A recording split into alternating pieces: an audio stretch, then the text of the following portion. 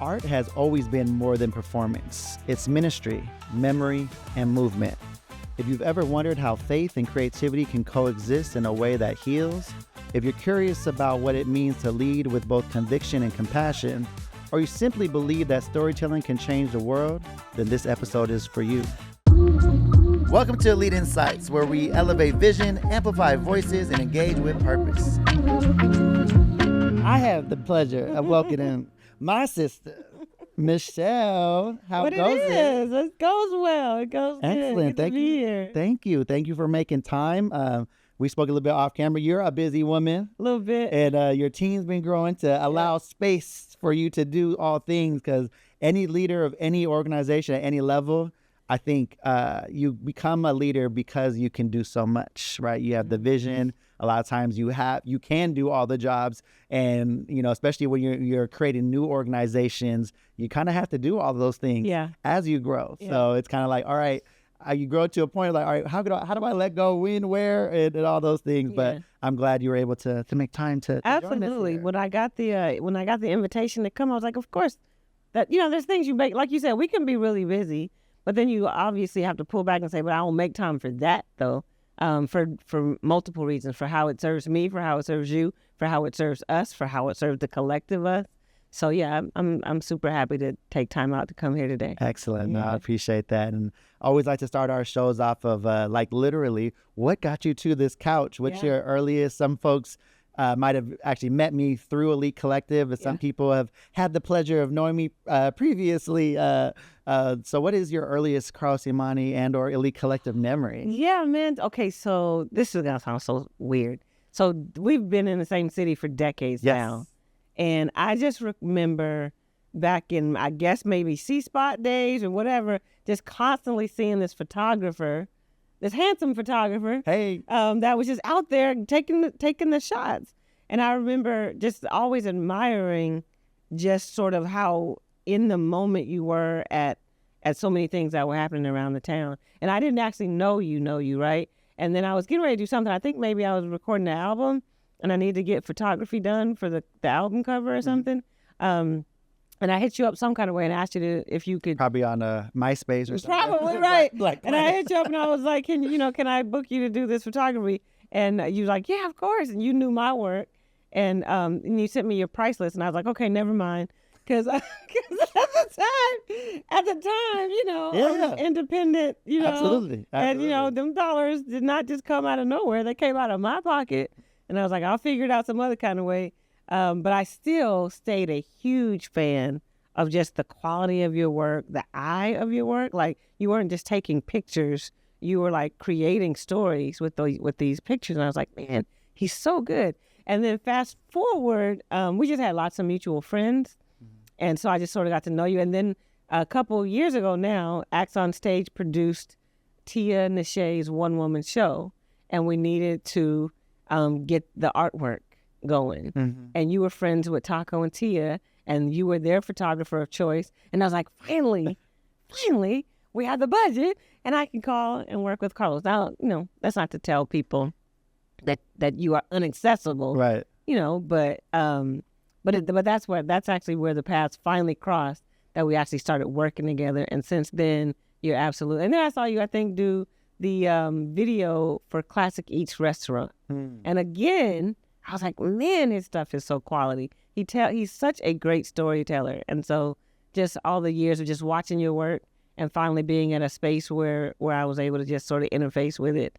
And that's what brings me here today. No, I love that. And it's just funny when I hear back the album covers and all the things. And I came from a photography, background where I started with photography. And I love to get reminded of that. I was having a conversation with someone the other day and was like, man, I kind of miss the art, right? I'm in this place now where I find myself at the intersection of bringing along creatives, but connecting with community or organizations. And I'm just kind of at a unique standpoint where I can kind of speak both languages and able to kind of be that interconnection. And I'm working with clients that need multiple levels of production. We'll talk about it a little bit later, but like the MLK breakfast, prayer breakfast, where it's like, yo, we need someone to run this show. We need someone to do the audio. We need someone to do these LED walls. We need someone to do the event photos, do the event video, help with the graphics, you know what I mean? All the stuff. And it's like,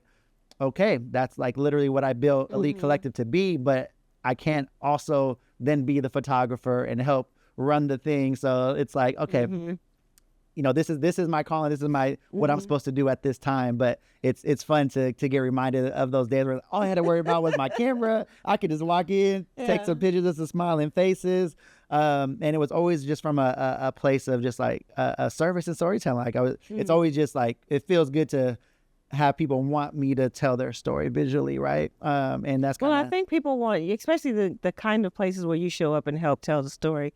I think those people want you to tell the story because they have seen you in the story. So if you're talking about the urban landscape, particularly of the Pacific Northwest, of Seattle especially, where Carlos has been on that, has been on the ground floor of that story. So you're not telling the story sort of like from the outside looking in. You like know how to get in there and tell the actual story. And, you know, that's a great, like some people would go like, let's just say to the parties of yesteryear, and they would just sort of stand back and take the picture. But your shots were like inside the party, not outside of the party. And that's what we want to see. We want someone you to tell us that is willing to partake in the party. You did. You did. Yeah, was not afraid of a good time. Yeah. Don't threaten me with a good time. Good times indeed. But yeah, no, there's definitely something to be said with that. But I do love something you just said. I do love the evolution of your journey where you have done that part, but now you're also a creator of those moments as well, not just somebody who's capturing them, but you're helping other people be able to cultivate and create on a different level. And I think that's a beautiful thing. And I the times that we work together, and I don't know if we're going to talk about how much we're going to talk about, but the times that we've worked together, one of the things that's been wonderful about working with you is catch vision so fast and so layeredly. I'm making that up. But like if I say, Carlos, I got this idea, can you come film blah, blah, blah, blah, blah. And after 30 minutes of us talking, there's no doubt in my mind that you fully have caught the vision of what I'm saying, either because you're just a great listener or because you ask questions that help me explain it well. And so I just love working with you because, one, you are just a great capturer of vision, and then you execute the vision. Like when the last couple of things that we've done together, literally I'm in the space, we're creating the thing, and you are executing on the vision flawlessly. And so it's just been a pleasure to have those moments with you. Yeah, no, I appreciate that. And one, you're a very good communicator. Not all folks that are like leaders of organizations also are creatives and writers and artists. And you also kind of bring that part of it as well, because there's some folks where it's like, man, I'm pulling, but they ain't giving me nothing. But there is something to be said, and I definitely want to throw that out there to future storytellers, current storytellers. Whenever you're working for a client or with a client, how I like to say it is, I'm always co-creating, right?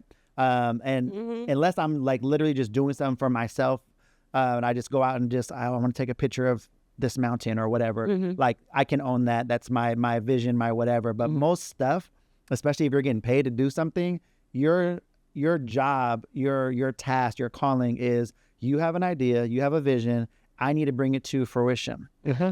I felt like I had the biggest jump in my ability to do that effectively and consistently when I removed ego from it. Right. And as an artist, that can be tough, right? In our famous words of Sister Badu is like, I'm an artist and I'm sensitive about my shit. Yes, it is, right. You know? But if I could take ego out and I could look at it for what it was, and it's like, okay, you have this vision. How can I bring it to fruition? Ego's out of it. Let me just get curious.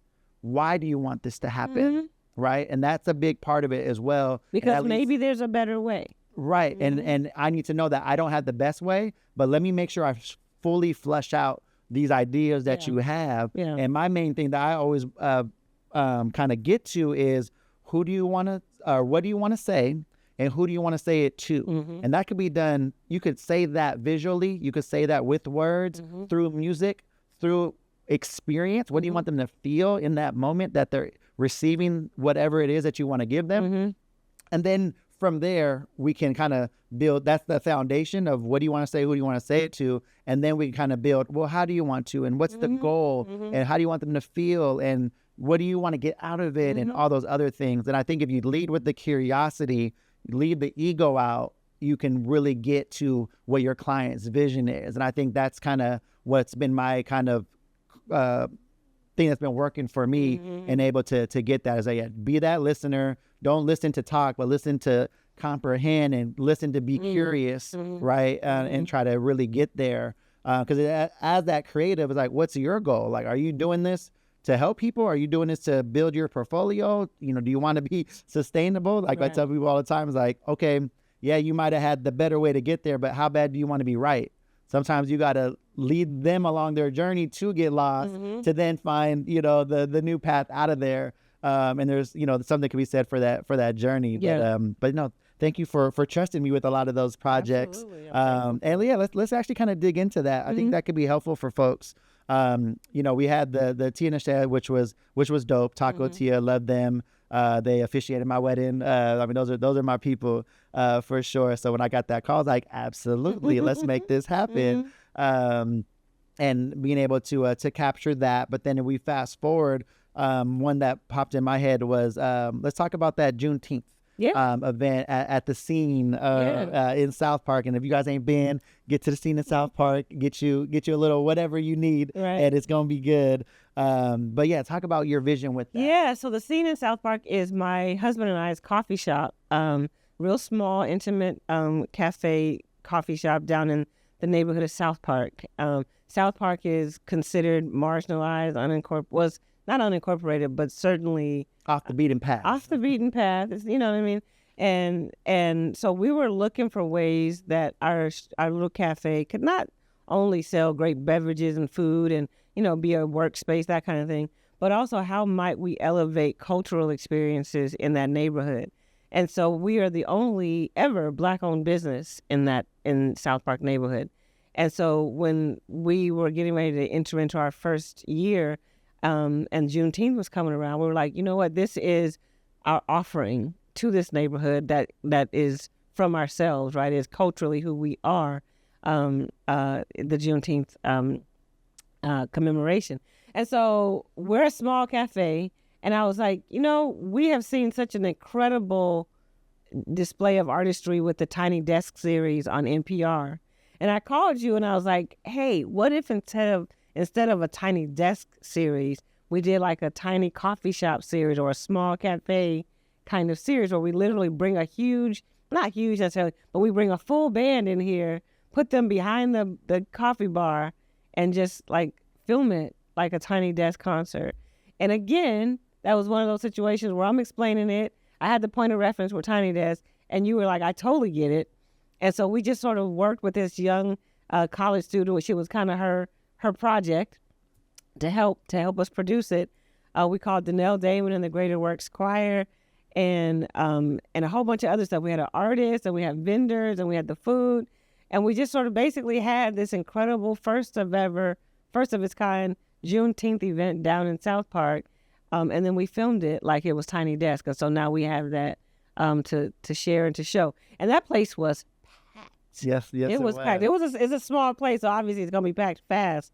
But it was packed like people outside. Yep. No. Looking through our window. Do you know what I mean? So it was everything. It was equally, you know, contemporary in terms of it being filmed, but it was also just kind of a flashback to the days of when people would just come out to the local spot and just see what there was to see. And so that was just an incredible experience for us to have. And because of that year, an organization in the neighborhood called us the next year to help us produce the next year's Juneteenth. And so the hope is that going forward, it'll be the Juneteenth event of that neighborhood. Yeah, no, I love that and super appreciated the call.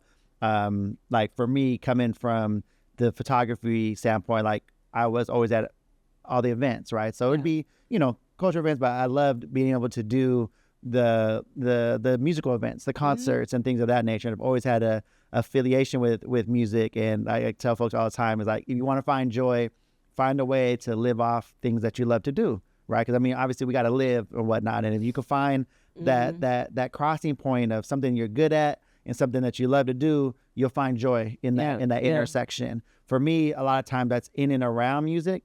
I can't sing. I haven't been blessed in that way, and that's okay. I wouldn't have been very successful following that journey. But I could be around music through shooting album covers, shooting concerts, shooting videos. Well, one of the things I said was, I know I could just turn on my phone and we could do a live stream. Right. I was like, I can just turn on my phone. We could just live stream it on Instagram, Facebook, and it'd be whatever. But I was like, I love music and you love music. And I was like, I want people to hear it the way it needs to be heard. Right. I want them to be able to see it the way it needs to be seen. And, you know, even though I could do it on my phone, that's a lesser quality. That's a lesser version of it. And so when you came in, you didn't just come in with film equipment. You came in with sound and audio equipment that helped that translate onto the live stream and onto the footage we captured in a way that respected the craft. Right. Not just was like, this will do. Right. You know what I mean? And so it was just, I loved that partnership. Yeah, no, and I appreciate it. And like you said, like there's levels to it, right? And it's like kind of like how much do you respect what you're doing in terms of, you know, how do you want to capture it, right? And like you said, like having that audio component was a big part of it. Like if you're not, you know what I mean? Because you audibly in the room, it sounded very loud and you could hear wherever you were, it was fine because you had a legit church choir. Like they gonna sing, like that's what they do. Right. But can I capture it in a way where this is clean audio and it sounds good, like it's like a literary recording? And even prior to Tiny Desk, which they do it bar none the best, flawlessly, but it was MTV Unplugged. Was that was what it was for me. Like those were my favorite albums. Like I love Jay-Z, but I love Jay-Z Unplugged. You know what I mean? Nirvana from Seattle, Nirvana Unplugged is just different level. Agreed. You know what I'm saying? Agreed. There's something about live music with a live band that it just you can't replicate it. Yeah. You know? Especially when you capture it right. Exactly. If you capture it right.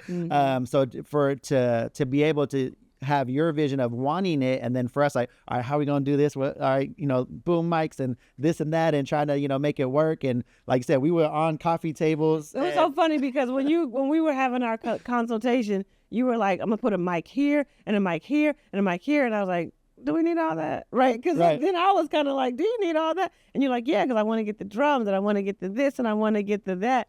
And sure enough, you were right. Obviously, you were right. It's like it does take that. And again, you know, work with what you got at the time. Right. But we wanted to do it at the level that we could do it. And so that was just a really cool. That was one of our first interfaces, and that was really cool. Yeah, no, that was special. And then for that, it was one of those things where like, okay, here's our budget. This is what we can do. For me, it was like, one, we hadn't done an event like that before.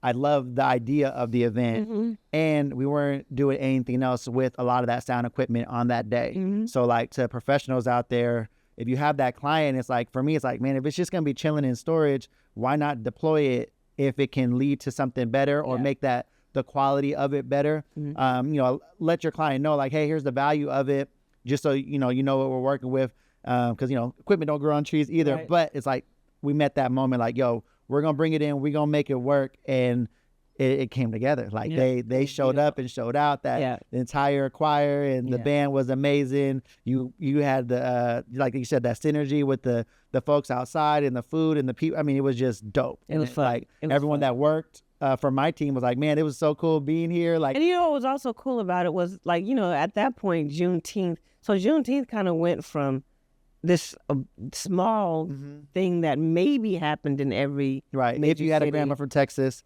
then you guys did it. Shout outs to Vic and Grandma Jones. But it went from that to like now there's a million Juneteenth things to do, and everybody's trying to have the biggest audience and the biggest da-da-da. And we were like, you know, we're actually going to go the opposite direction. We're going to go small. We're going to go like, you can't be here and not be seen. You can't be here and not be heard. And I just think that, but at the same time, we're going to put on top of that this live professional crew that's going to capture it. And it was just a great experience for us. Yeah, no, that was dope. And then if we look to fast forward to 4th of July, 25, what tell me about what that vision was. 'Cause again, that was a phone call. I was like, Carlos, I got this idea. And tell me how that came together. We worked with the Sound of the Northwest Choir They are a choir that is literally 30-something years old. So more than that, actually. Like, they started in 1987. Now, anytime something starts now with 19, Right, you're talking about got some years on it. They got some seasoning on them, right?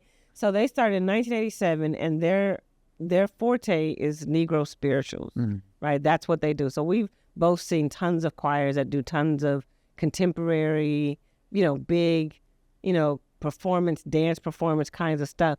Well, this choir, their forte, their commitment was the preservation and the presentation of the Negro spiritual. And so we have been thinking about ways where we could continue to give this choir opportunity to shine, right? So they called Acts on Stage to be essentially partner with Acts on Stage as a production partner. And so we are thinking about what moments are happening on the calendar, the social calendar, that we could sort of put y'all on. And we thought about the 4th of July, and we thought, how do Negro spirituals and the 4th of July sort of have intersection, right? And I thought, we live in a time now where people are way more conscious about their patriotic duty or patriotic presence, their patriotic identity, right? It's like, so we can still go to the cookout, but that don't necessarily mean we are everything is fine and dandy in the country, right? And so people are just way more mindful about that. And so I thought about that new reality of how people are conscious. And that's not a new reality, but you know what I'm saying, the new way that everybody kind of has a microphone about it. Yeah. Versus or in light of this choir's capacity to sing songs that reflect journey and the struggle and the journey of Black folks in this America. And so I said, you know what if we did this thing where we focused it on the quote from Frederick Douglass that said, what to the Negro slave is the 4th of July? And I was like, that sounds a perfect reason to sing Negro spirituals as you engage this patriotic day, right? And so we just had this idea to do a daytime concert, live stream it, and let this choir that doesn't usually mix, with sort of new, new modes of communication or new modes of entertainment. Let's mix those two things together. So again, I called you. I said we want to live stream it, we want to film it, and let's just see if we can take this thing with this small, 100 house seat, venue, but actually share it with thousands of people out at the same time. And once again, Elite came in and just really killed it. Like made that experience. You know what's so great about working with y'all is y'all are not shook. Y'all are not shook by nothing. I'm like, Carlos, I want this and I want that and I want this and I want that. And then I think this and this is important. And then what about that? And then what happens if that? And y'all are like, okay, and then y'all just go to work. And that's what happened on that 4th of July event. Was we're working with an older choir that has never had this expression, and y'all just made everybody so comfortable that we got it. Like everything that you want this to be, we can make that happen. And so I think that is resident on our Facebook page, on our YouTube channel, and on our Facebook. And so I would love for people to go check that out, and I think it'll be something that we'll do for years to come. Yeah, no, it was special. Like for me, it was like you even just talking about how you used to go away for 4th of July. Yeah. Like, I don't even want to be here. Like, this doesn't feel like it's for me anymore. But then, and you shared that before telling me what you wanted to do. And you're like, but now we want to, the moment's now. We need to, this is us too. We are also American. Yeah, and that was the thing too, because I was torn by this notion that I have to like go in a cave on the 4th of July because I have a conscience about some things. But I was like, wait a second, no, I'm American. And I'm red, white, and blue. And I'm hot dogs and apple pie. Yeah. And I'm fireworks. And I'm all of that. But I don't want to be all of that without also giving a moment to contemplate and reflect on the journey of my people in that American story. Right. And so for us, when we were doing this Douglass Declaration, it was in the morning, let's take a moment to reflect on the journey of our people in this American context. And then in the afternoon, Go get your hot dog. Go Right. get your fireworks. Go do the thing. But it's both and. I don't think we live in a world. Well, I should say this. I don't want to live in a world where it is only this or that. Right. When there's so much more in the and. Right. Right. And for me, that's what we wanted to do with that Douglas Declaration, was to say, let's live in the and. It is both the lament of the struggles, the hardships, and it is also the celebration of a great country. And we should celebrate that and our place in that great country. And so, that's been just a journey that we've been doing. And we're working on a new one. I'm sorry, real quick. We're working on a new one for Christmas, for the holidays. Like the day after Thanksgiving, the same choir is going to do a concert that starts with this contemplative thoughts about the season, right? The thoughts of hope and joy and peace and love before you go spend a whole bunch of money on stuff you don't even need. Right. You know what I mean? And so it's sort of like, how do we continue to use art to platform the and, right? Not just, I feel like we've entered into this space where people want to dismiss something. If there's any one thing wrong with it, they want to dismiss the whole thing. Right. And it's like, well, we gotta move somewhere in the middle. Can't throw the baby out with the bathwater. Let's not do that. I remember hearing one time somebody want to throw out Gandhi because they heard something, about Gandhi. And I was like, oh, so you heard Gandhi was human? So we're like just going to throw out all, you know what I mean? So we're going to throw out Gandhi and Mother Teresa and Martin Luther King and Angela Davis and we're just going to throw all of them out because people have human flaw.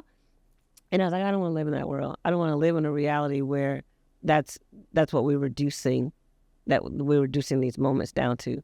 And so I love, our partnership on how we're helping bridge that gap. Yeah, no, and I appreciate the intentionality of like, we're going to do this as a morning thing. Yeah. And it's like, let me get you in early and let's share this word, let's share this art, let's share these spirituals, and then go about and do however you want to do your day. However you want to do it. This is a way that we can come together. And I also love the artistry where it wasn't just a choir, but you got people in full costume. Yeah. Like you brought the acts on stage aspect to it, right? Where Frederick Douglass was there. Yep. And he did his thing. Yep. And Sojourner. Yeah, we had a couple of vignettes done that reflected Frederick Douglass, Sojourner Truth.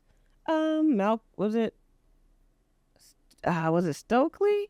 Carmichael, I think one of the Black Panther, one of the contemporary voices of our of our ancestors. So yeah, we did a couple of things where it's like, let's talk about what we're going to reflect on. And one thing that was important to us was not to tell people what to think, right? But to say, here are some philosophers of our history. Here's what they thought, right? And do it with it as you will. Do with it as you will. I love it, and that's currently on your YouTube. So definitely go check that out. And as you're making your plans for next 4th of July, definitely tap in and tap in early because it was a packed house. I know initially you were like, I don't know what's gonna happen. We're gonna do this thing on this day. Yeah, people usually do stuff, but people was in there, and it was and it was online as well, and that was dope to see for sure. Yeah. No, I love that. And then just aside from those specific events, and you were able to bring us on, I wanted to tap in a little bit about like letting folks know about that gym that is over there called Acts on Stage for people that haven't been there. Like what one, let's look actually, I'd love to actually hear the origin story. I don't think I heard it fully in terms of what brought your creativity and your faith together to become Acts on Stage. I have a real long story, but I'm not going to do that today. So we'll do that for the extended next time. Yeah. So my co-founder and I, Isaiah Anderson Jr., we've been doing work in the arts and culture, field in this city for years, for decades now. That's our heart. That's our passion. That's just sort of what has fueled us. We believe in the divinity of the arts. Like we really believe the arts are divine. We believe that they're a gift from God that are for using to help us process this thing called life, right? And so we've been doing that for years. And so a couple of years ago, so I want to say 2019, 2018, I was approached by somebody who had kind of been watching my work. And he just came to me and he's like, hey, what would you do if you had funding? Like, what would you do? And for 2 years, I was like, I don't know. I don't know. I don't know why I was like this. I don't know where this sudden loss of vision in my life came from, because that's not normally me. But he asked me this for like 2 years, and I was like, I don't know. And then one day I just got this reminder that my dream had always been to open a theater, and that had community and ministry at the foundation of it, right? Not necessarily ministry where like you're doing sort of religious content or religious play, but where it's okay for your faith to be a motivating factor in why and how you move, right? And so I called that guy back and I was like, oh, I don't know why I didn't think to tell you this, but here's an idea. And he basically said, write it up, write it down, and I'm going to pitch it to some people. And he did. And I would say in less than 4 months of writing that vision down, mapping out all the things that we would do, from shows to programs to artist development to a talent library to a vlog that was inspirational for artists and creatives. I just wrote it all down and like pitch decked it, really. And I sent it to him, and he came back and let me know that we had been awarded $1 million grant to start this thing called Acts on Stage. So that's how we sort of, I'm hesitant to say that's how we got started, because like I said, we have been doing work for years. Yep. And so when it was time to put this pitch deck together, it really was just like grabbing the ideas that were up here that we'd actually already been doing, but grabbing them down and being able to write them down in such a way that somebody else could understand what the work was that we had in mind. So that's how we started. And it was to be a theater that centered the voices, talents, works, initiatives, stories, energies, honestly, of people of color and creators of faith, and to put that at the center of the work. I know a lot of theaters now, in the last 10, 15 years or so, they have moved diversity to the front of their mission statement. They have moved, diverse stories to the front of their mission statement. They have moved Black stories to the front of their work. And I respect that, but I think the difference is that's where we start. This is not something that we're trying to catch up to. Mm-hmm. That's actually where we start. And so in the last 5 years, we have cultivated a regular season. So we do 4 shows a year. We do a classic show, a contemporary show, a show that has been forged from local artists like Tia Nashe, like Jeremy Rubin, like myself. Isaiah and I have both written shows that we've produced. And then we do the Teen Summer Musical in the summer in partnership with the city of Seattle. And so that's been our season. So we don't think that there's ever been a Black-owned, Black-operated theater that has had a regular season that we can literally announce and invite people to. And so that's what we've done for the last 5, now it's almost 6, starting into our 6th year. And we're super thankful that people have found us and people have found, the work that we're doing to be credible and an add to the community. No, and I love that. And I think you said it perfectly. Like, this isn't something that you guys just started. Like, I know Isaiah from way back when I went to high school with one of his sons, and on the comedy scene, he was a host at a bunch of stuff that I was doing photos at.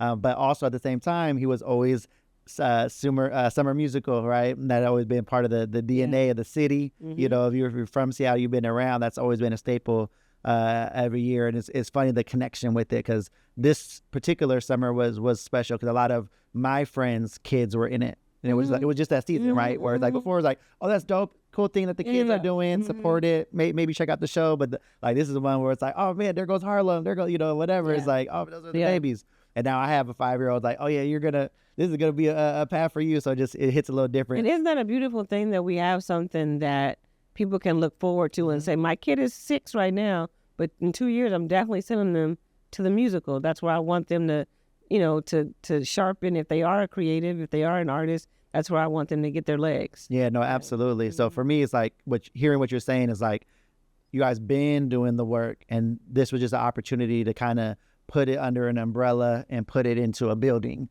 where it's like, hey, this is home of the things we've been doing, but here's a place. But then, like you said, I think especially for Seattle, definitely haven't had that. And I mean, it can be hard to find where it's, like you said, having that consistency of every season this is what you can come to expect. And you know what was important to us, Carlos, was we had been working on this idea called Acts on Stage for months, right? Years, but months. But we didn't announce it until we had a location, because one thing that was really important to us is we didn't want to announce another idea, right? Because we're full of ideas. People are full of ideas, and that's not to discredit people who are full of ideas. I'm just saying, we didn't want to say, oh yeah, Acts on Stage is this idea, and when we're ready, we'll tell you more, but we just want you to get used to. No, we're like, no, we're not going to announce ourselves until we have a place, because we want people to know that it's a place that you come to experience what our mission is. It's a place that you can say, I'm going to Acts on Stage, not sort of, I don't know what Acts on Stage is or where they're at. I think they're a pop-up here or there. We didn't want that. We wanted to actually start what we hope will be a legacy by actually having a place for people to sort of pilgrimage to. And we feel like our first 5 years were off to a good start. I love that. And just for folks that don't know, maybe they haven't been, can you tell them a little bit about the neighborhood? And, So Acts on Stage is situated in a neighborhood called White Center, which is almost kind of just up the street from South Park, and a little bit like South Park, where it's kind of one of those forgotten neighborhoods. It's marginalized. White Center is actually unincorporated King County. And so it's very much sort of the neighborhood you just sort of pass through or pass by, and you didn't really know it was there. But we're trying to create a destination in White Center.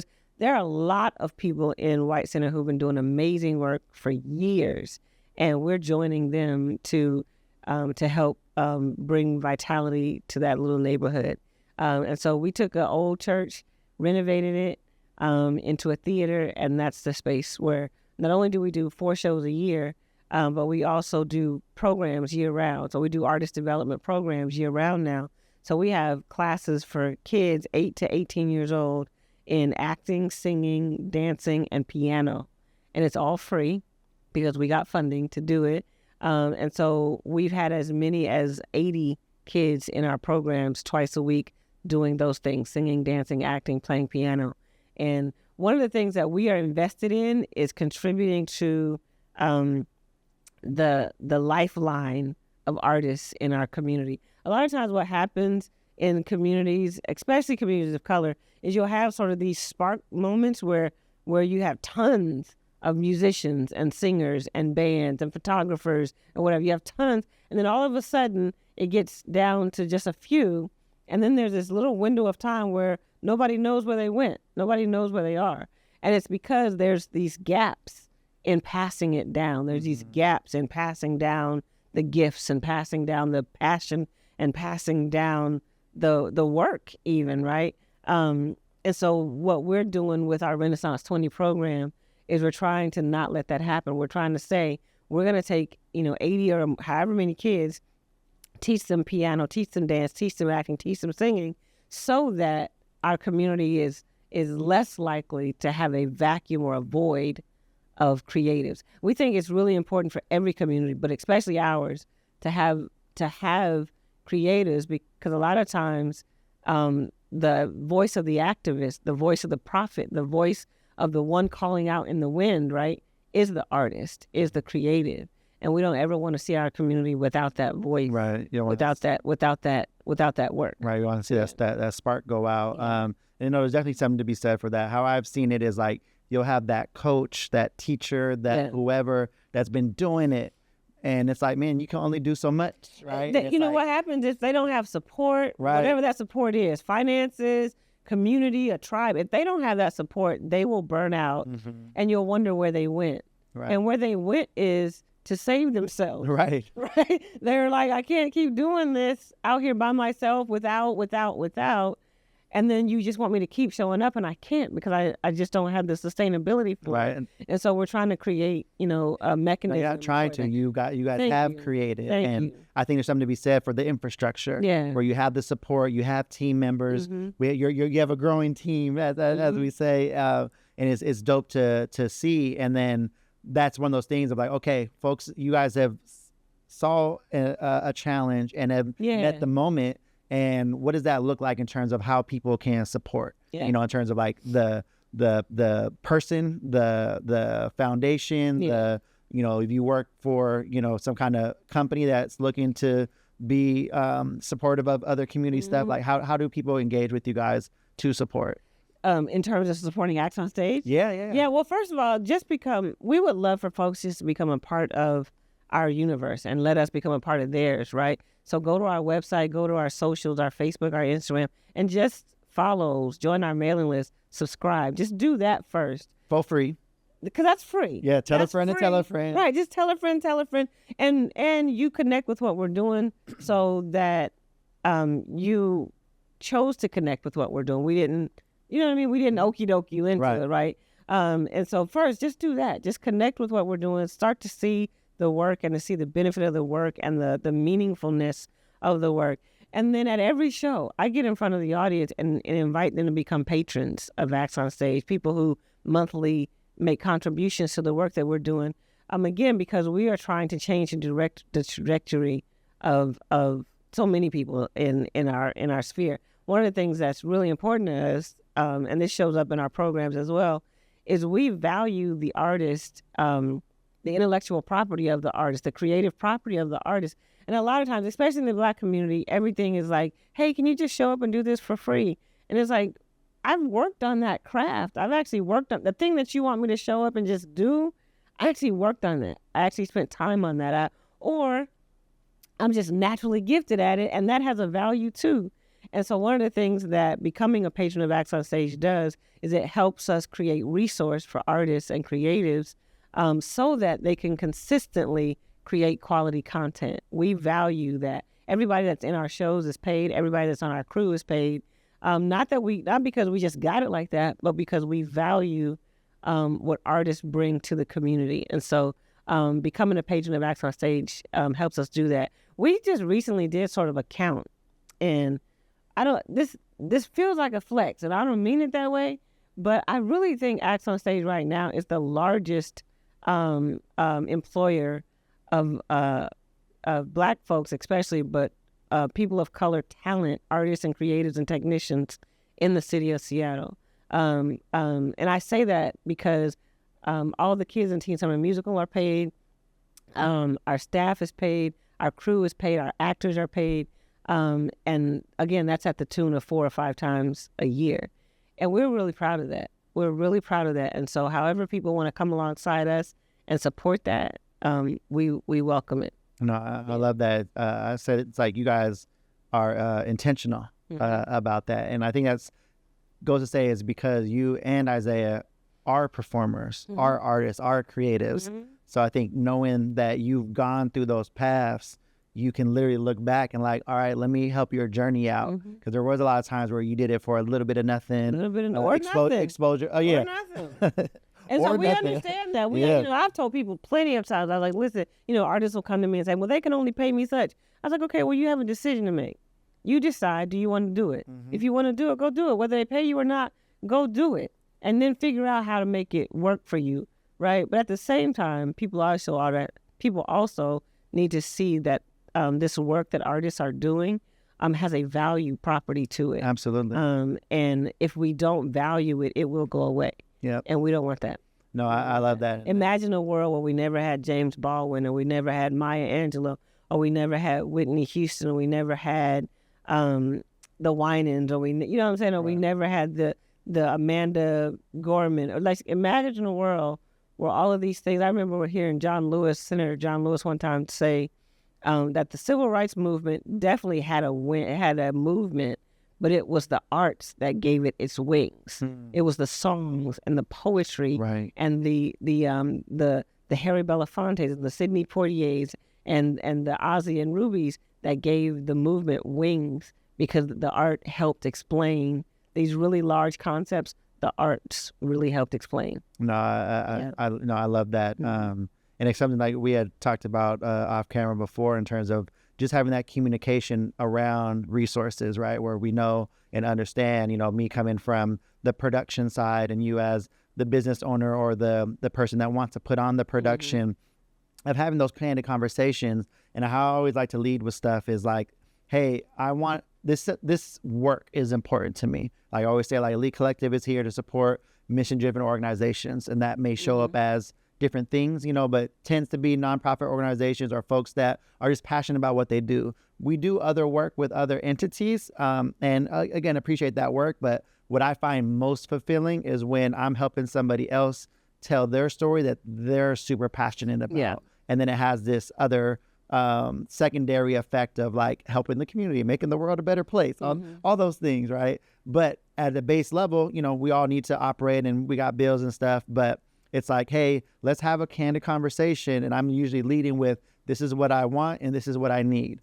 What I want is to be able to pay all my crew thriving wages, right? I want them to be able to live and work in the city that they live and work in, right?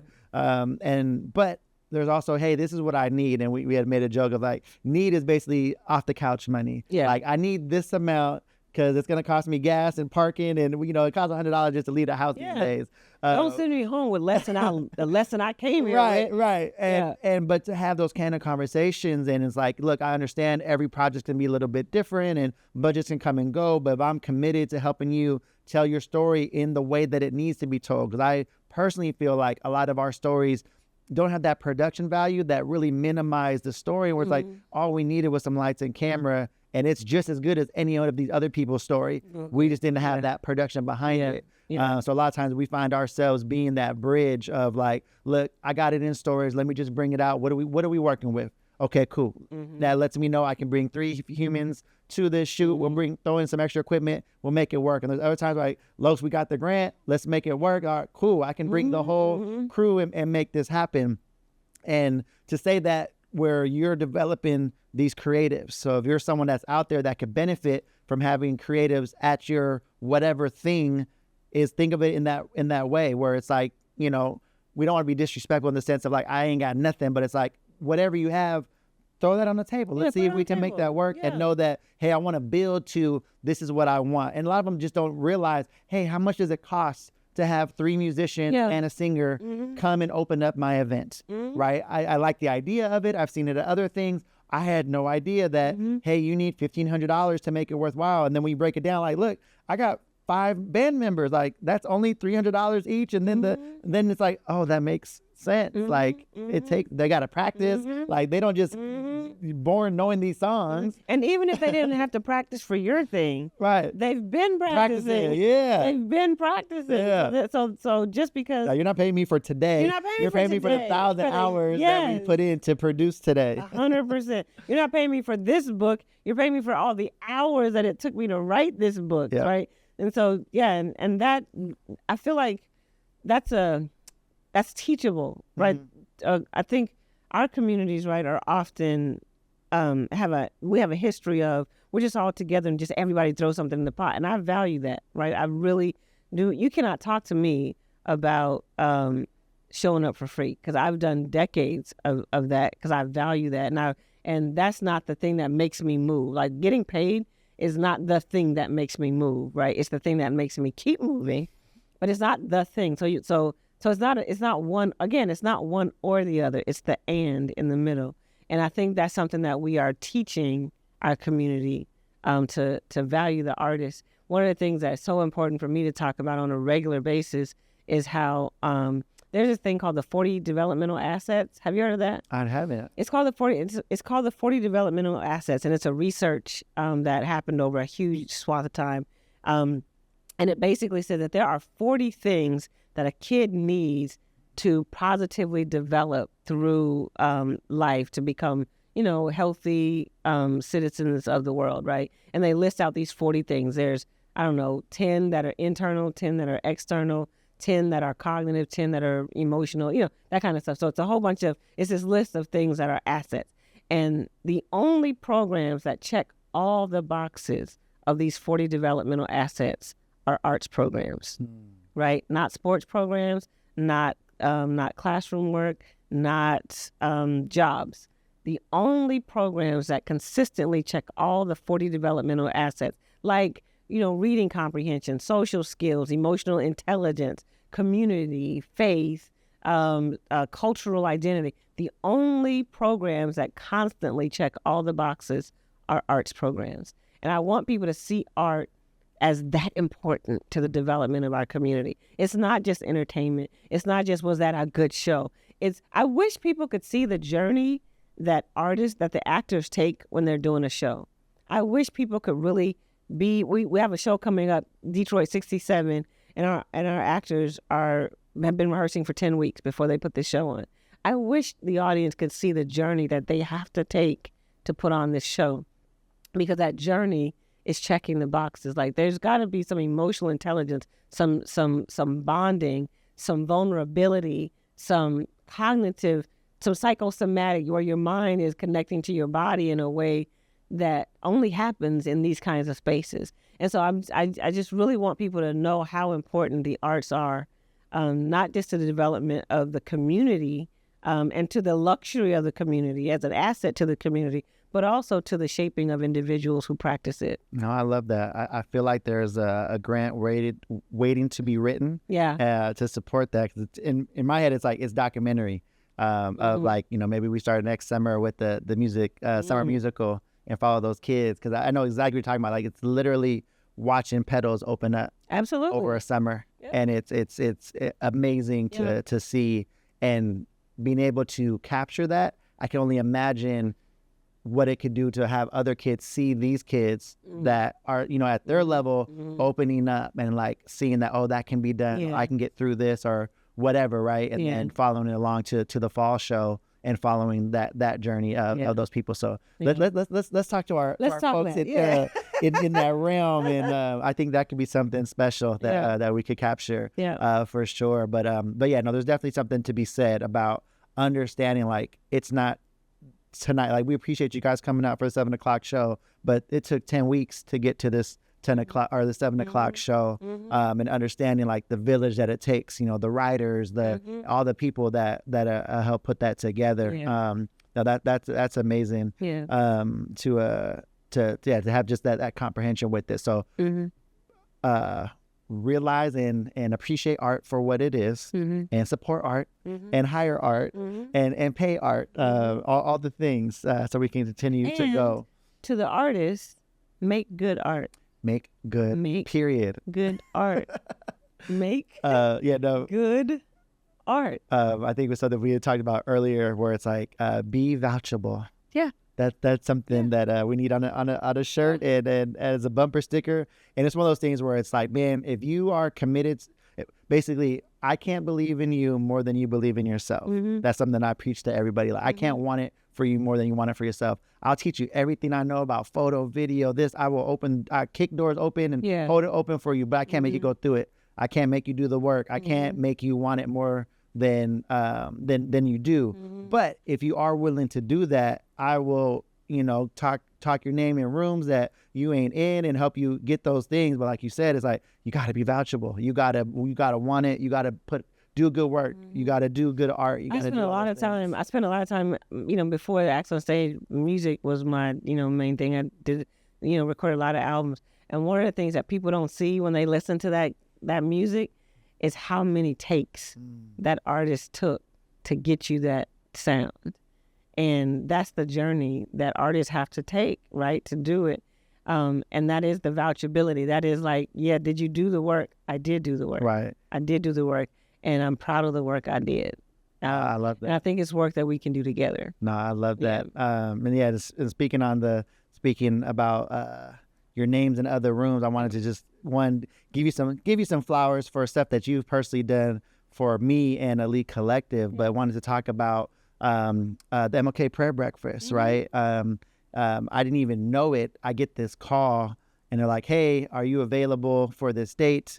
Your name came up in one of our board meetings, and we wanted to reach out to you. And in my head, I'm like, who's in your board? Like, how did this even happen? But yes, we are available. This is what we do. Absolutely. And then come to find out, I think you actually even might have told me before they even told me. It was like, oh, did you get a call? Oh yeah, no, that was my people. But talk a little bit about, like, one, the importance of being in those rooms where decisions can be made, of being an advocate for stuff. I think the way it was spoken, it was like, people brought up like, hey, no knock on whoever was doing it, but why are we using people from our neighborhood? It was kind of how it was explained to me. But talk a little bit about that, and then again, what made you comfortable that we were vouchable, that importance of being vouchable. Yeah, so I think that's exactly what happened. I think I was on the committee meeting, and so it started before the committee meeting. So the year before, I had gone to the Martin Luther King breakfast, and I looked around, and they had this fantastic setup of audio visual, the live stream. Like, it was a really nicely done setup. And so when I became a part of the committee, and the question came up about, the tech, who would do the tech, I asked the question. I was like, hey, I noticed that the team of people doing that tech were not from the block, basically. We're not from, the community. And I was like, is there a reason why we're using somebody from like 40 miles away, 50 miles away? And they're like, we just hadn't heard of anybody else. I was like, well, for sure, we need to call Elite Collective, because I think they can do it. And I think I saw you guys at I think it was an Urban League thing. Yeah, or it might have been UNCF, I think. So something. Yeah. Yeah, I think. And so I said, well, I just saw them. And I saw their setup, and it looked amazing. And I said, I know Carlos does really good work. And I know he has a really good team. And I want to vouch that that they can do what I just saw that other team do. They can do that. And I got pushed, but they're like, are you sure they can do it? I was like, I'm pretty sure. I said, I'm actually really sure that they can pull that off, that they can do that. And even if they're not quite, that's what this collaborative stuff is about, is we're supposed to give them a chance. Do you know what I mean? Like, we're supposed to give them a chance and communicate what the vision is, let them lean into it. But that's what this is about. We're supposed to be giving each other a chance to show up and to prove. And I don't mean prove like from nothing, but I'm saying you already done a lot of work to prove yourself, but we're supposed to be giving each other the opportunity to do that. One of the things I love about the work that we do at Acts on Stage is we're not a union house, which means somebody who thought they were an actress 25 years ago but didn't give it a shot, they can come to Acts on Stage and say, I'm willing to show up and I'm willing to try. If you work with me, I'll give you everything I got. And so I felt that way when I brought your name up in that meeting. I said, that's what we're supposed to be doing. We're supposed to be creating access and opportunity for the people that we serve. And so I brought it up 3 times because I came to the next week. I said, did anybody call Elite yet? Did anybody call Elite? They're like, oh, not yet, but it's on the list. A week later, did anybody call Elite yet? Because I'm going to tell him that I pitched it, right? And so that's how it came up. And I had no second thoughts about referring y'all to do it. And I know that everybody was pleased and impressed. And I don't think they'll ever call anybody else to do this gig until, you guys are on set with Ryan Coogler, and then we just can't find you, Yeah, sorry, Ryan needs me.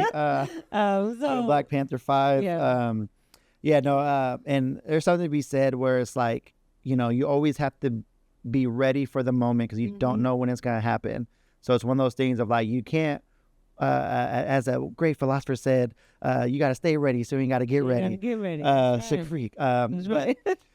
But there's a truth to that, right? Where it's like, you always have to be ready for that. So when you get that call, you can execute on that. But at the same time, whenever you're in that position to allow space or for that, it's like you have to have that first time, right? Everyone has a first time. And it's like, okay, do your due diligence.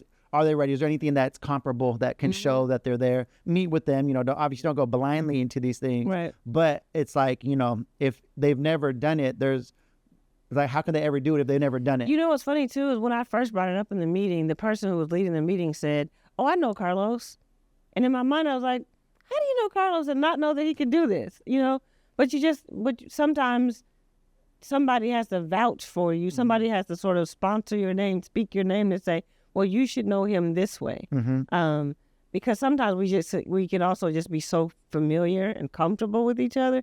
Like the person who said that they knew you has known you since you were in high school. So they just didn't know that you had a whole company. Right. They thought Carlos was still taking pictures at the club. Yeah. Right. They were like, I didn't know he had a whole company. I was like, well, he's doing the thing. Yeah. And that's what this is about. That's so true. It's funny. And part of the reason I even started this podcast with the Elite Insights was like, I need to do it. I had to humble myself because I would wonder, like, why am I not getting these phone calls? Like, you know, especially like coming out of 21, 22, like February was blowing up because everyone, you know, they wanted it was a month, right? It was like, okay, yeah, let's call you for this, that. And then I remember this year, 25, a very slow February. And I was like, what happened? But part of it is like, did I do the work in January, in December, in November of reaching out to people? Hey, what are your plans? How can we help, you know, execute your vision? And even before that, though, was like kind of humbling myself in terms of people know you how they met you. Have you reintroduced yourself in whatever new thing that you're doing? Yeah. And so this is kind of a way where I can let people know, because there's literally people are like, oh, how's that photo thing doing? And not even trying to downplay it. They just knew me. You know, I did their cousin's wedding and they ain't really been, you know, seen me since then if they're not in these other circles. And they're literally in this meeting where it could totally help, but they had no idea that we now have a full-fledged AV company and can do all aspects of event production. And I was like, well, when did I send them a newsletter? Did I, you know, what did I do? Right. And don't be in your feelings about it. Yeah. You didn't do it. Yeah. You know what I mean? Own that and do it. Yep. So now it's just like, okay. And when I say don't be in your feelings about it, don't be in your like, well, they should just know. Why should they know? Exactly. They go to work. They got a whole nother priority. A that whole ain't nother you. thing. Exactly. Right? So get out your feelings and go tell. You know, one of the things that I had to get out my feelings about back to Acts on Stage and becoming a partner with us is standing, like before every show, I stand in front of the audience and I say, hey, this is who Acts on Stage is. We'd love for you to be our partner. And before I started doing that, I was like, I'm not doing that. That just feels so whatever. Inauthentic. Yeah, it just feels like I'm just begging, blah, blah, blah.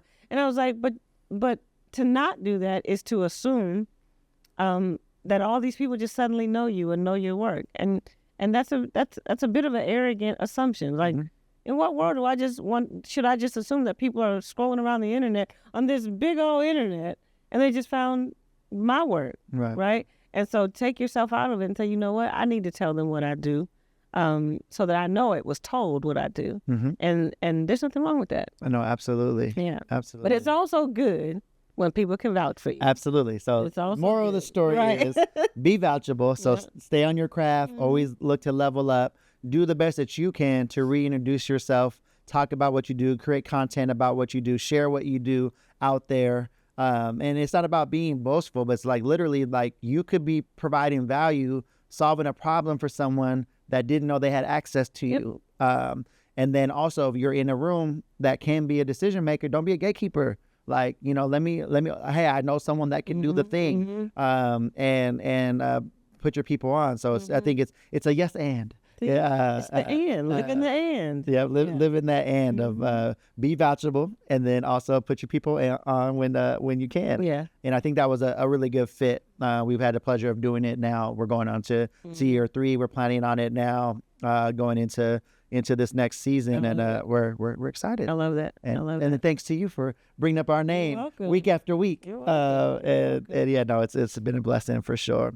And then that would lead me into where we're at now. You talked about we're going into your fall production. You've had 10 weeks of folks grinding. We got some billboards up, allegedly. I mean, you know, they're somewhere. They're in the transits and the malls. Every time I drive by it, I don't get to see it, but I'm staying on them. Yeah, but yeah, tell me a little bit about what we have. So this year we're kicking off season 6. Come on, now. Ain't that something? Consistency, consistent quality content. There it is. Let's go. There it is, and we're starting this year with a production called Detroit 67. It's an award-winning show written by a new voice. She's on the playwriting landscape, a woman named Dominique Morisseau. We actually did a Dominique Morisseau piece called Pipeline a few years back, and people really got a lot of value out of that.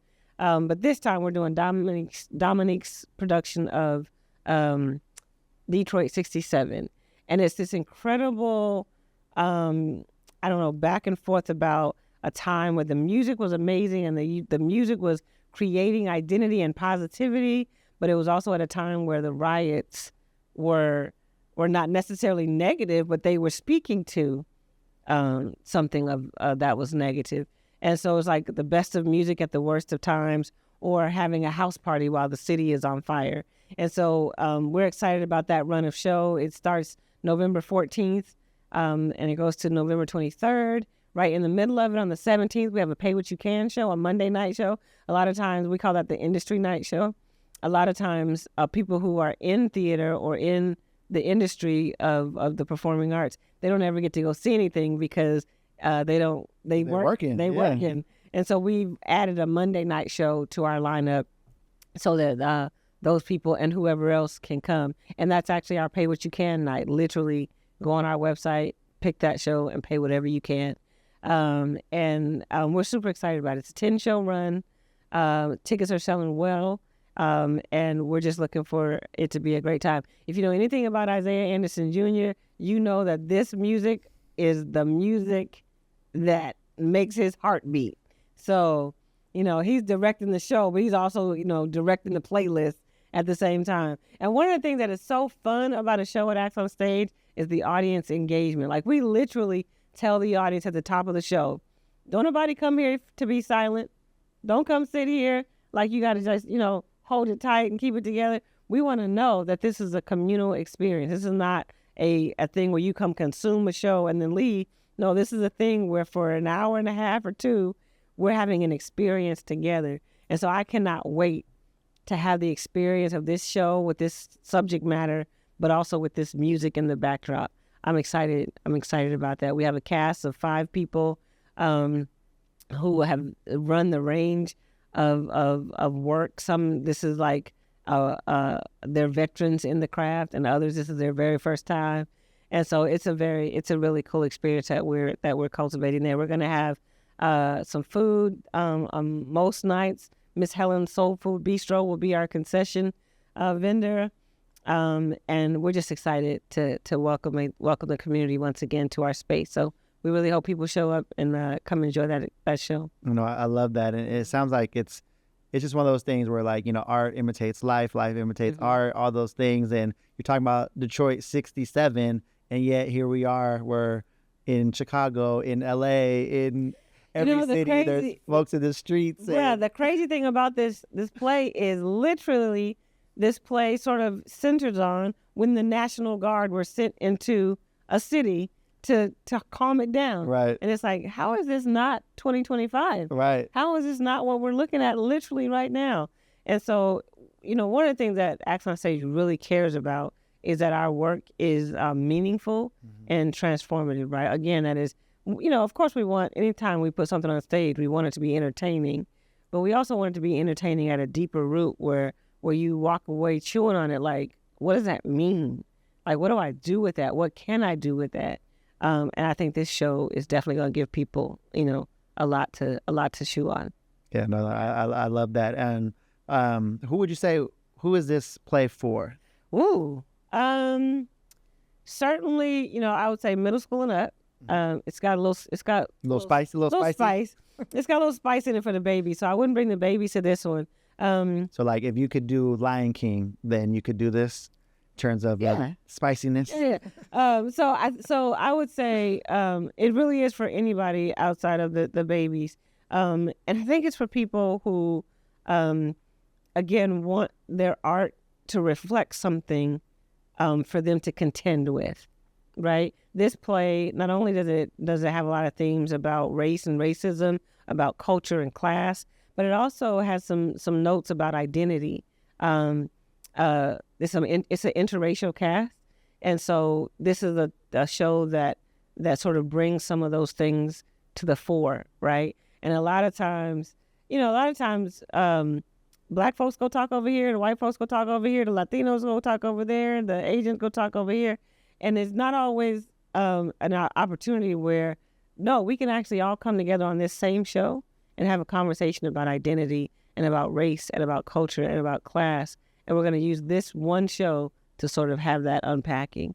So you're going to solve racism in 10 night shows? In 10 shows, we're gonna fix it. We're going to fix the world. Fix it in 10 shows. I love it. So yeah, I would say it's obviously a great group hang. It's a great date night. It's a great show. The Seattle School of Psychology and Theology is coming to this show.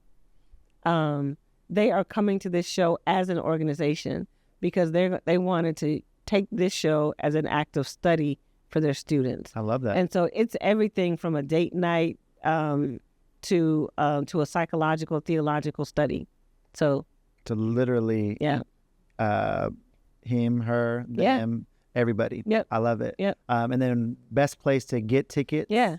Easy. Just go to actsonstage.com. ACTSonstage.com. Okay. And if I grab my 2 tickets and then my homie hits me up, what are you guys doing? We go show up. Can we buy tickets at the door? You can buy tickets at the door. If you buy tickets as a group of 8 or more, you get 2 tickets for free. So there's even that. There's even some more got deals for that. We got deals for the peoples. I love it. So yeah, if you just go to our website or you show up at the door. Now we're a small house. Right.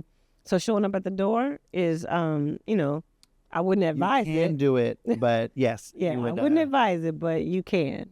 No, I appreciate that. And yeah, I mean, 10 shows. So it's like literally pick a day, pick a weekend, and make it happen. You're not only supporting an awesome local organization, but what's the total cast wise? How many people? There's 5 people in the cast. I want to say 4 people in the crew, and then our staff. Yeah, so you're helping out a community. You got folks that like you said, they've been committing 10 weeks to be able to put this on for the people. And no, this is awesome. So yeah, we'll definitely encourage folks to check that out. Yeah. We'll definitely make our way out there, possibly industry night or whatnot, because weekends be weekending, but we definitely want to support and send people that way for sure. And then that's our immediate thing. And then talk a little bit about what's the rest of the year looking like. You had mentioned the Christmas thing, and we're working with Sound of the Northwest to do their Christmas concert, and then we will have our spring show. Our spring show is actually a thing that we're calling Coming to the Stage, where we actually are going to work with some local singers, musicians, to actually produce for them a high-level show. We have we have a few up-and-coming folks in our community, and you see them a little bit at the festival or a little bit at the recital or a little bit at this. And we're like, what would it look like if we actually, making the band in them, and the culmination of their 10 weeks is a high-quality produced artist showcase. And so that's what our spring show will be. And then our later spring show, our pre-summer show, will be our locally sourced show. This year, it's a play that we're workshopping by a guy named Jeremy Rubin. And so we're excited about that. And then the summer, of course, will be the Teen Summer Musical. And I won't let the cat out the bag about what the show will be, but it's going to be fun. It's going to be, how can I say this? It's going to be elevating. We're going to get lifted. There we go. I love it. I love it. So again, folks can support by joining the newsletter, follow on socials, share stuff. Even if you can't make it yourself, share it out to your network. There might be some folks that can get in there. I've heard really good positive feedback from transplants as well that are looking for kind of, like, man, we're the Black people in Seattle. Like this is a great place to get plugged in and get that entertainment. And who knows, you could end up on stage next year, you know what I mean? Get connected, but also support if you can. There's multiple levels of giving as an individual. If your organization is down to bless other folks that are doing the work, I can vouch that you guys are people that are more than what's the word that I wanted to use here? I mean, you guys are worth giving to, period. Because you guys, it shows up. It's one of those things where they talk about how like quickly the Black dollar leaves the community. When I think about when folks give to acts, it's like it goes so many different places, and it's not even like $1. It's like this $1 turns into like 20 hours of working with youth, working with tech, working with crew, working with writers, singers, and it's like it's just the way you guys multiply whatever support you guys get into is like, I don't even know if it's measurable. So thank you for the work that you guys do. Thank you. I appreciate that. That means a whole lot. And now we have some fun time, our quick fire round.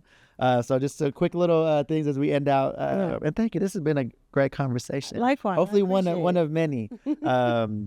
But I know we have so much that we can talk about and will talk about. But I want to get into what's one performance that changed your life? So one of my first shows was Miriam Makeba. I saw her in New York. She's a South African legend. And I saw her, and that was the first time I went into a room. I was very young. I didn't know any of these people, and I didn't even know this woman on the stage.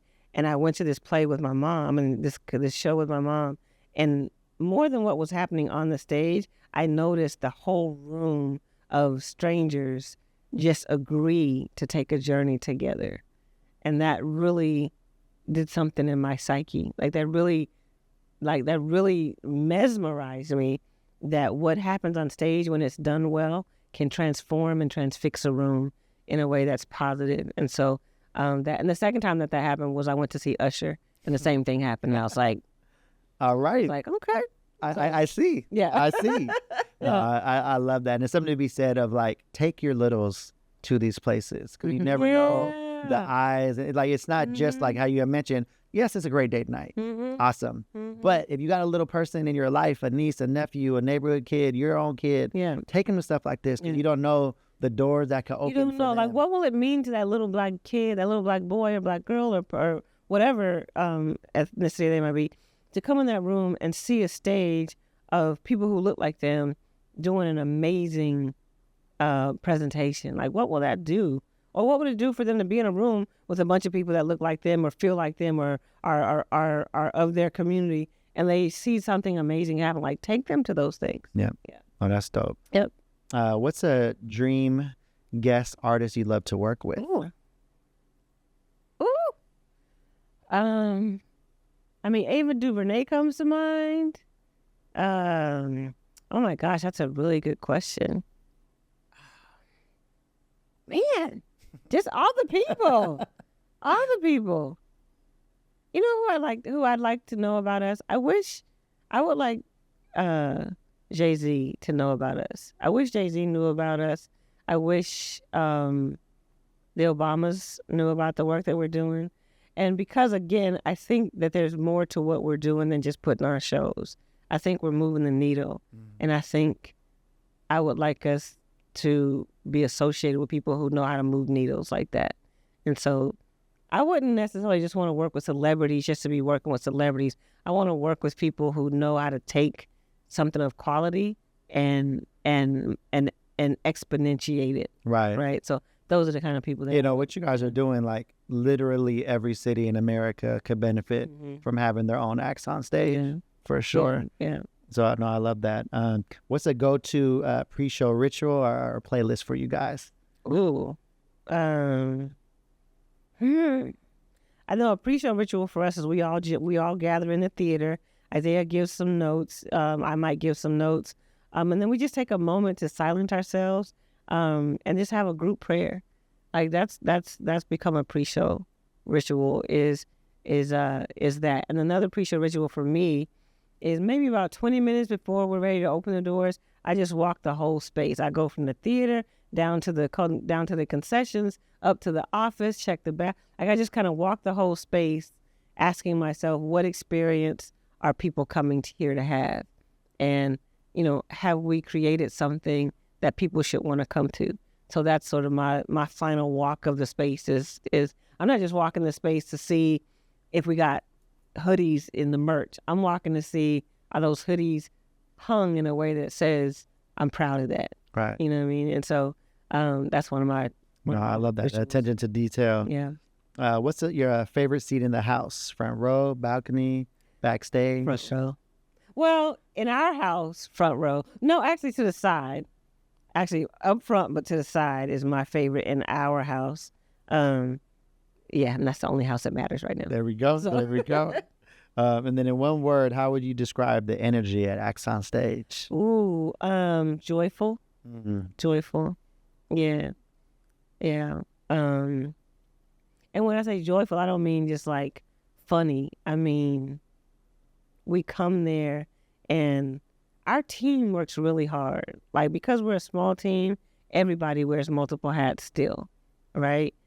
And so it's hard. And one of the things I've said many times is our space is very open and flexible and all of that, but it's also very heightened awareness that we got to get it done. Like, don't sleep on that. We got to get that done. So there's a little bit of pressure to it too. But the whole time that we're walking in that pressure, we're like joyful that we get to do this. Like, we're joyful about the experience that we're creating for our community. We're joyful about the opportunities that we're creating for the people that are in our programs. Like, we're joyful that we get to do this. And I think we're joyful that we get to forge a community and a culture that is delivering quality, consistent content. Yeah. I think we're joyful about that. No, I love that. And I can attest from the many shows that I've been to, that's also the sense that the crowd gets. Mm-hmm. And how I see joy show up is with the smile, but also the embrace. Mm-hmm. Because there's a lot of people, like, it's a hug, and then you see the other person's face and they're smiling, Mm-hmm. right? Because usually it's something joyful happened in that room. Even if it's heavy stuff. The 4th of July had some heavy stuff. Mm-hmm. But afterwards, like, folks was grateful and joyful to be in space, to have that lived experience. They went on that journey together. Mm-hmm. And, you know. And I think they were joyful that we made space for them to have that journey, right? Because Mm-hmm. a lot of times people are just like, I wish I could go someplace and have this experience. And I think people are joyful that we are making space for those experiences to happen.